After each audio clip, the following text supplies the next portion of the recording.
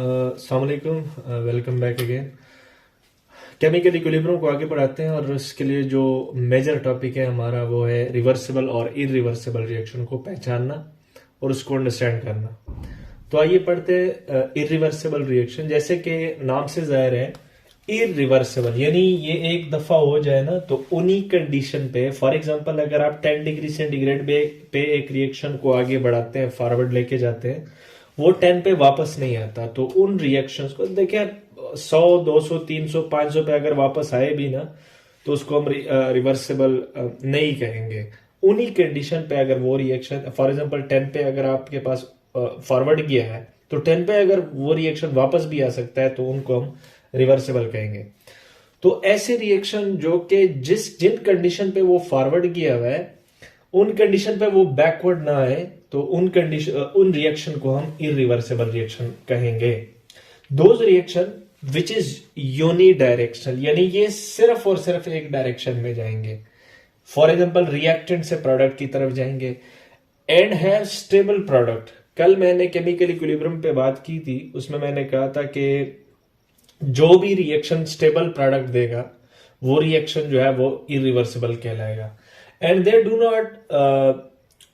Not need condition to proceed. उनकी उसके लिए कोई हाई फाई कंडीशन नहीं चाहिए, स्पॉन्टेनियसली हो सकता है। उन रिएक्शन को जो है इरिवर्सिबल रिएक्शन कहते हैं।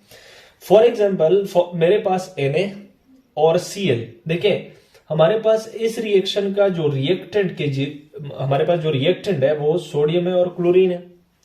अब देखिए सोडियम के आउटर मोस्ट शेल में अगर मैं सोडियम को ड्रा करूं तो पहले शेल में 2 इलेक्ट्रॉन है, उसके दूसरे शेल में 8 और तीसरे शेल में 1 इलेक्ट्रॉन है। और ये रिएक्टेंट की बात कर रहा हूं। अब देखिए क्लोरीन जो है, क्लोरीन उसके पहले शेल में 2, दूसरे में 8 और तीसरे में जो है 7 इलेक्ट्रॉन है। तो हमारे पास सोडियम भी अनस्टेबल है और क्लोरीन भी अनस्टेबल है। अब सोडियम जो है वो स्पॉन्टेनियसली अपने आप को स्टेबलाइज करना चाहेगा और क्लोरीन भी अपने आप को स्टेबलाइज करना चाहेगा। तो हमारे पास सोडियम जो है वो अपना 1 इलेक्ट्रॉन किसको देगा? क्लोरीन को देगा टू गेट स्टेबिलिटी।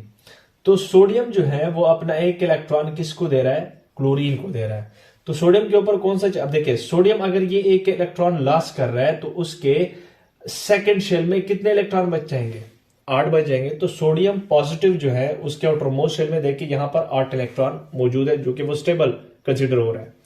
क्लोरीन ने 1 इलेक्ट्रॉन गेन किया तो उसके भी आउटरमोस्ट शेल में कितने इलेक्ट्रॉन बन गए? 8 बन गए। देखिए यहां पर 2, 8, 8 और वो क्लोरीन नेगेटिव जो है वो भी स्टेबल हो गया। इस रिएक्शन को कोई हाई फाई कंडीशन की जरूरत नहीं है क्योंकि उसके जो रिएक्टेंट है वो अनस्टेबल थे, उन्होंने आपस में स्पॉन्टेनियसली रिएक्ट किया और स्टेबल प्रोडक्ट जो है वो हमारे पास बन गया।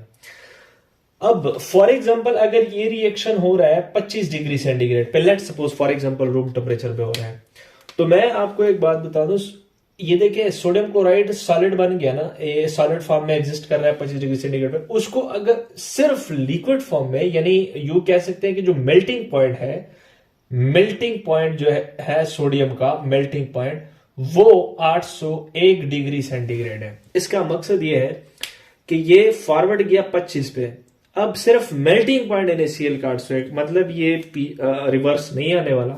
तो इन रिएक्शन को देखिए सोडियम क्लोराइड, सोडियम भी और क्लोरीन दोनों जो प्रोडक्ट है वो इंतहाई स्टेबल है। तो इस टाइप के रिएक्शन को हम क्या बोलते हैं?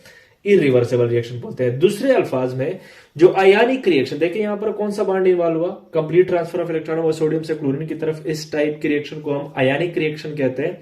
तो मोस्टली जो आयनिक रिएक्शन होते हैं ना मेटल और नॉन मेटल के बीच में, उन रिएक्शन को हम क्या बोलते हैं? इरिवर्सिबल, क्योंकि उसके जो रिएक्टेंट है वो काफी अनस्टेबल होते हैं। आते हैं रिवर्सिबल रिएक्शन की तरफ। तो those reaction which proceed conditionally, देखें वो खुद प्रोसीड नहीं होंगे, जैसे कि ऊपर इरिवर्सिबल में हमने देख लिया, ये कंडीशनली प्रोसीड होंगे और बाई डायरेक्शन होंगे। इनके लिए कोई कंडीशन दरकार होगी, कोई खास कंडीशन पे वो जो है वो फॉरवर्ड भी जाएंगे और बैकवर्ड भी जाएंगे। और बाई मीन्स टू, 2 डायरेक्शन होंगे इनके, फॉरवर्ड भी और बैकवर्ड भी। This type of reaction can go backward and forward. देखिए फॉरवर्ड भी जाएंगे और बैकवर्ड भी जाएंगे। It is represented by 2 half headed arrows. उनको हम देखें, ये एक हाफ हेडेड एरो, ये half headed arrow, this is for forward and this is for backward. अब देखें यहां पर अगर इस रिएक्शन के, ये देखिए ये दो रिएक्टेंट है और ये एक प्रोडक्ट है इस रिएक्शन का। अब देखिए अगर रिएक्टेंट साइड पे हम देखें ना, तो नाइट्रोजन जो है उसने ट्रिपल बॉन्ड नाइट्रोजन के साथ बनाया हुआ है, तो N2 जो है वो स्टेबल है। इसी तरह 3 हाइड्रोजन मॉलिक्यूल है, तो हाइड्रोजन भी तो स्टेबल है ना। तो इन स्टेबल रिएक्टेंट के साथ आपने छेड़छाड़ करनी होगी, इन स्टेबल रिएक्टेंट को आपने तोड़ना होगा in the presence of iron 280 एम प्रेशर और 450 डिग्री सेंटीग्रेड टेम्परेचर। यानी आप स्टेबल रिएक्टेंट को छेड़ रहे हैं। ऑक्टेट नाइट्रोजन का भी कंप्लीट है और हाइड्रोजन का भी डुप्लेट कंप्लीट है, तो इनमें से आप स्टेबल रिएक्टेंट को छेड़ रहे हैं और प्रोडक्ट बना रहे हैं। अब ये स्टेबिलिटी को तोड़ने के लिए आपने एनर्जी देनी होगी, और ये वो एनर्जी क्या है, वो ये कंडीशन है आयरन एज ए कैटलिस्ट, इतना प्रेशर और इतना जो है वो आपके पास टेम्परेचर होना चाहिए, तब जाके ये रिएक्शन जो है वो फॉरवर्ड जाएगा, अदरवाइज नहीं जाएगा। ये खुद गया था और इनके लिए इतना सारा कंडीशन अरेंज करना होगा, क्योंकि इसके जो रिएक्टेंट है उसकी स्टेबिलिटी को हमने खत्म करना होगा, तोड़ना होगा, ताकि हमारा प्रोडक्ट जो है वो बन जाए।